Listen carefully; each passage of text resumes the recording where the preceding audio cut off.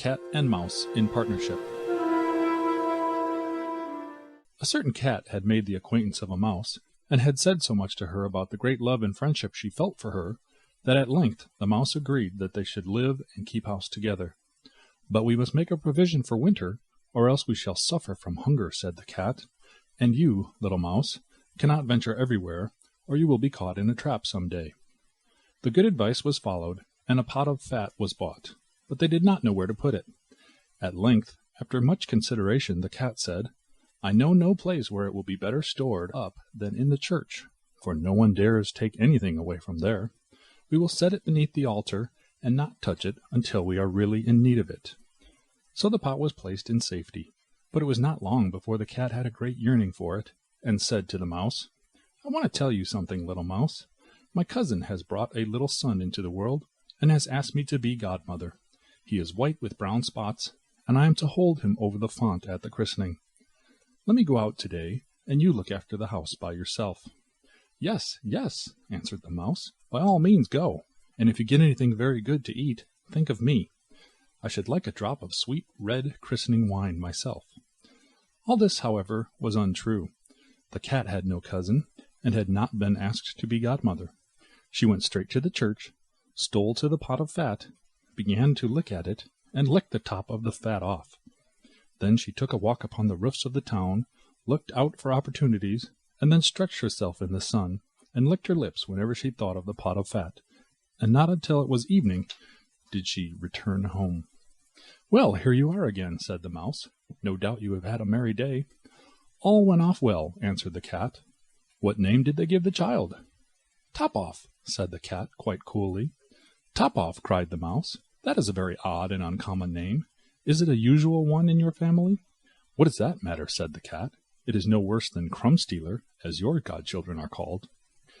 Before long the cat was seized by another fit of yearning. She said to the mouse, "You must do me a favor, and once more manage the house for a day alone. I am again asked to be godmother, and, as the child has a white ring around its neck, I cannot refuse." The good mouse consented, but the cat crept behind the town walls to the church, and devoured half the pot of fat. "Nothing ever seems so good as what one keeps to oneself," she said, and was quite satisfied with her day's work.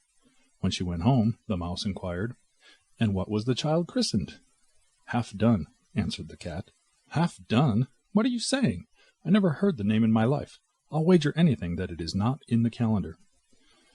The cat's mouth soon began to water for some more licking. "All good things go in threes," said she. "I am asked to stand godmother again. The child is quite black, only it has white paws, but with that exception it has not a single white hair on its whole body. This only happens once every few years. You will let me go, won't you?" "Top off, Half done," answered the mouse. "They are such odd names, they make me very thoughtful." "You sit at home," said the cat, "in your dark gray fur coat and long tail, and are filled with fancies. That's because you do not go out in the daytime." During the cat's absence, the mouse cleaned the house and put it in order, but the greedy cat entirely emptied the pot of fat. "When everything was eaten up, one has some peace," she said to herself, and well filled and fat, she did not return home till night. The mouse at once asked what name had been given to the third child. "It will not please you more than the others," said the cat. "He is called All Gone." "All Gone!" cried the mouse. "That is the most suspicious name of all. I have never seen it in print. All Gone! What can that mean?" And she shook her head, curled herself up, and lay down to sleep.